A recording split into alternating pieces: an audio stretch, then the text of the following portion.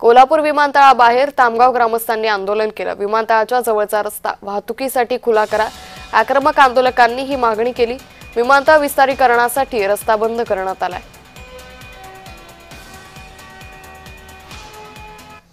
कोल्हापूर विमानतळावर गेल्या काही दिवसांपासून रस्त्यासाठी वाद चालू होता आणि हा रस्ता व्हावा यासाठी तामगाव ग्रामस्थांनी आक्रमक आंदोलन केलं आणि आज या आंदोलनाचा असा परिणाम झाला की विमानतळाच्या बाहेरच रस्ता रोको करण्यात आला आणि बरेच जण या रस्ता रोकोमध्ये आहेत। काय सांगाल सरपंच, हा रस्ता रोको कशासाठी आणि काय किती वेळ करणार? आज आपल्या तामगाव नेरली या गावाला जोडणारा हा रस्ता आज आपल्या कोल्हापूर विमानतळाने या ठिकाणी कंपाऊंड घालून बंद केलेला आहे। त्या रस्ता चालू करण्यासाठी आज इथं तामगाव मधील सर्वच नागरिक रस्त्यावर उतरलेले आहेत।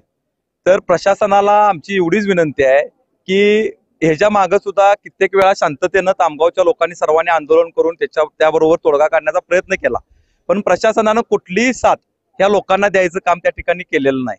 तर आज या तामगाव मधील सर्व नागरिकांचा जो तीव्र निषेध या ठिकाणी होत आहे आणि तीव्र विरोध होत आहे, याचं एकच कारण आहे की तुम्ही पर्यायी रस्ता न देता त्या ठिकाणी तो जो त्या गावचा रस्ता जो आज बंद केलेला आहे, हा कोणत्या अधिकारात बंद केलेला आहे? विमानातनं प्रवास करणारा बी माणूस आहे आणि त्या रस्त्यावरून जाणार बी माणूस आहे। माणूस म्हणून प्रत्येक माणसाची काळजी करणे प्रशासनाचं काम आहे। आम्ही कित्येक दिवस त्यांना निवेदन दिलं, पालकमंत्र्यांना भेटलो, आमदारांना घेतलं, तर या रस्त्याचा प्रश्न सुटत नाही। आज ह्या तामगाव या गावच्या जवळजवळ 75% जमिनी ह्या विमानतळासाठी गेलेल्या आहेत। सर्वसाधारण सगळ्या लोकांनी याचा त्या जमिनींचा त्याग केला। त्या लोकांना पर्यायी रस्ता मिळणं गरजेचं आहे आणि नसेल तर हा रोड चालू करून द्यावा हे प्रशासनाला विनंती आहे। प्रशासनानं कोणत्याही परिस्थितीत भिंत रिकामी करून द्यावी आणि रस्ता तयार करून द्यावा हीच मागणी ह्या सर्व ग्रामस्थांनी आणि सर्व नेते मंडळींची आहे। अमरसिंह पाटील, जय महाराष्ट्र, कोल्हापूर।